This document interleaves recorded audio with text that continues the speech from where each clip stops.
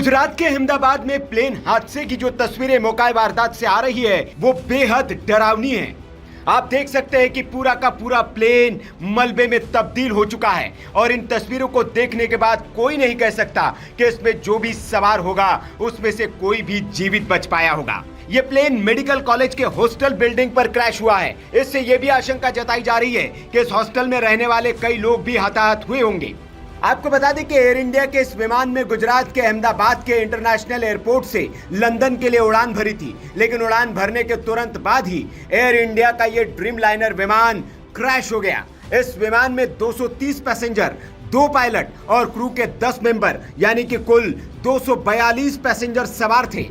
लेकिन इस प्लेन के क्रैश होने से ठीक पहले प्लेन के पायलट सुमित सबरवाल ने मेडे कॉल किया था। विमानन की दुनिया में पायलट ये संकेत आखिरी वक्त में देता है। इसका मतलब होता है कि मेरी मदद करो। जब पायलट को यह लग जाता है कि अब हालात उसके हाथ में नहीं है, काबू से बाहर हो चुके हैं, तब वो मेडे संकेत जारी करता है।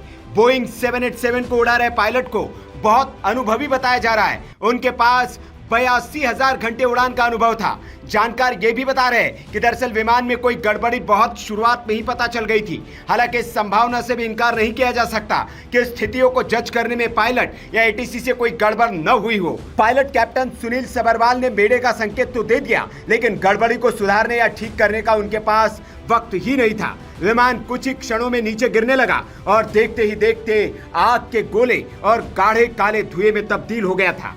जानकार बता रहे कि इस तरह की कोई गड़बड़ बहुत ऊंचाई पर होती है तो पायलट को सोचकर कुछ करने का वक्त भी मिलता है, लेकिन जाहिर है कि पायलट ने उड़ते ही मेडे का संकेत दिया, यानी उसी समय उसे लग गया था कि हालात उसके कंट्रोल में नहीं है। मेडे शब्द फ्रेंच के मैडर यानी कि मेरी मदद करो शब्द से लिया गया है। 1927 में वॉशिंगटन के इंटरनेशनल रेडियो टेलीग्राफ कन्वेंशन में इसे आधिकारिक आपातकालीन कॉल बनाया गया। पायलट इसे 3 बार दोहराते हैं, मेडे मेडे मेडे, ताकि एटीसी इसे तुरंत समझ ले और बाकी रेडियो संदेशों के बीच ये साफ सुनाई दे। ये कॉल इंजन फेल, आग, दबाव में कमी या किसी ऐसी स्थिति में दी जाती है जहां तुरंत मदद की जरूरत होती है। जानकारी ये भी मिल रही कि अहमदाबाद हादसे में पायलट ने टेक ऑफ के 2 मिनट बाद ही मेडे कॉल दिया था। उस वक्त विमान सिर्फ 625 फीट की ऊंचाई पर था। इससे साफ है कि पायलट को तुरंत किसी गंभीर समस्या का एहसास हो गया था।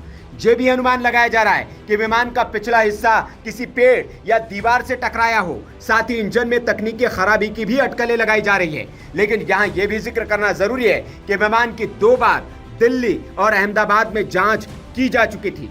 वे टेक ऑफ के तुरंत बाद इमरजेंसी कॉल कर एयर ट्रैफिक कंट्रोल यानी कि एटीसी को कुछ बताना चाह रहे थे। हालांकि जब तक एटीसी की ओर से जवाबी कॉल किया गया, पायलट उसे रिसीव ही नहीं कर पाए। इसके तुरंत बाद प्लेन क्रैश हो गया।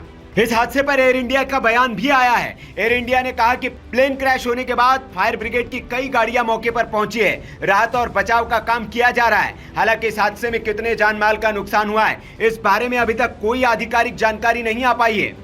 एयर इंडिया ने सोशल मीडिया हैंडल एक्स पर कहा है कि फ्लाइट AI-171 अहमदाबाद से लंदन गैटविक जा रही थी।